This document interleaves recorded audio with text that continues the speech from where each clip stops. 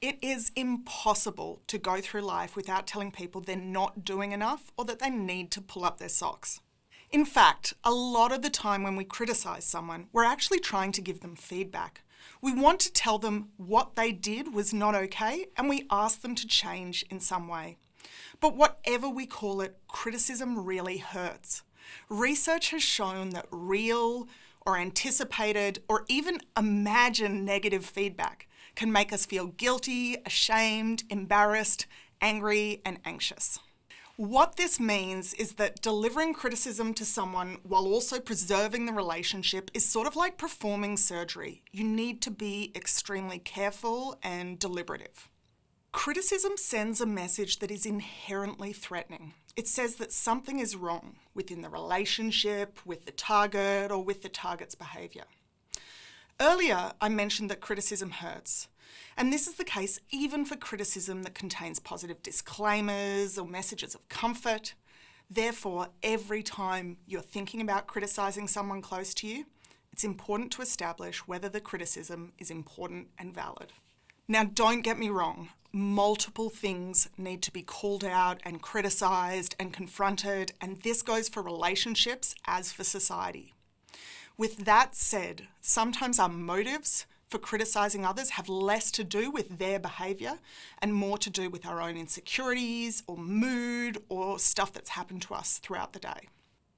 When you do criticise someone, there are verbal tools you can use to make the criticism more effective and more likely to actually be heard. One example that you've probably heard about is the use of I statements. Basically, using an excess of you statements, so like you did this, positions the blame entirely with the other person and in no way acknowledges you as an agent within the argument. I mean, you never listen, you're lazy around the house, you lie. Oh, now hold on. And you've got an anger problem now. But you can avoid this problem with I statements. So instead of saying, you never listen, you can say, look, I'm just not feeling heard and understood at the moment. So right now you're probably thinking, okay, I statements are going to be better than you statements. But remember, in psychology, it's our job to rigorously test every assumption. So what does the data say? An early study looked at a small sample of teenagers. It asked them to read statements and imagine they were made by someone close to them. The statements were all critical but varied in whether they used I or you-based phraseology. For example, some statements said, I'm getting frustrated, and other statements said, you're frustrating me. The results were pretty startling. The authors found that students felt less anger, defiance, and alienation. They felt less alone when reading the I relative to the you statements. They also felt more sympathetic, supportive, and caring towards the critic. Participants were then asked what they would actually do in response to the criticism. Students said they would be more likely to say something hostile, raise their voices, bring up a complaint, disagree, interrupt, and justify their behaviour when they were reading the you versus I statements. Finally, they said they would be less likely to say something supportive or caring. These same patterns have been found in marital relationships.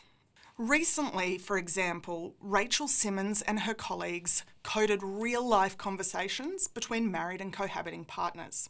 The partners were discussing problems and how to solve them. Participants were outpatients who'd been diagnosed with obsessive-compulsive disorder or panic disorder with agoraphobia. Again, the patterns they found were very clear. People who used more you-focused language were also more likely to show negative interaction behaviour, criticising, disagreeing, and justifying.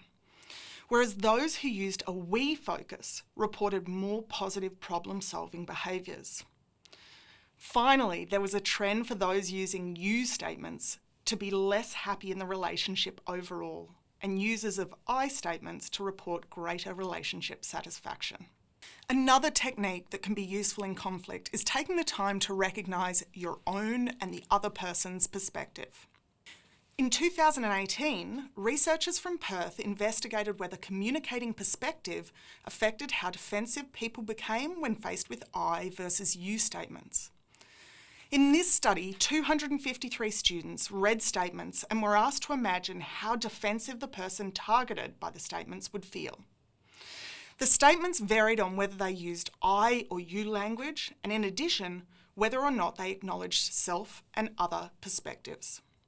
For example, in the condition that had the self and other perspective with I language, participants might see a statement such as, "Lucy, I understand that you're really tired after work," so that's recognising her perspective, "but I feel it's unfair I have to do all the cleaning by myself," that's recognising my perspective, "and I think you should help with the cleaning." Again, note the I language. This exact same statement can then be replaced but using you language. "Lucy, you are tired after work. It's unfair that I have to do the cleaning by myself and you should help with the cleaning." In another condition, only the other's perspective was acknowledged, so "you're very tired after work," and again, I and you language was varied. Then, of course, there was just the self-perspective condition. I feel it's unfair, without acknowledging that Lucy's very tired after work, again with the I and you language. Finally, there were the no perspective conditions, but again, using that I versus you language. So I think you should help with the cleaning, an I statement, you should help with the cleaning, a you statement. The results showed that participants anticipated significantly less defensiveness when people used I statements and communicated their own and the other's perspective. In fact, in that magic condition where they acknowledge both perspectives and use I statements, the mean is below the midpoint for defensiveness. The participants were saying people won't be defensive in response to this type of criticism. In summary, criticism hurts, and you can offset this hurt by the use of I statements, recognising your own perspective, and recognising the perspective of the person you're criticising.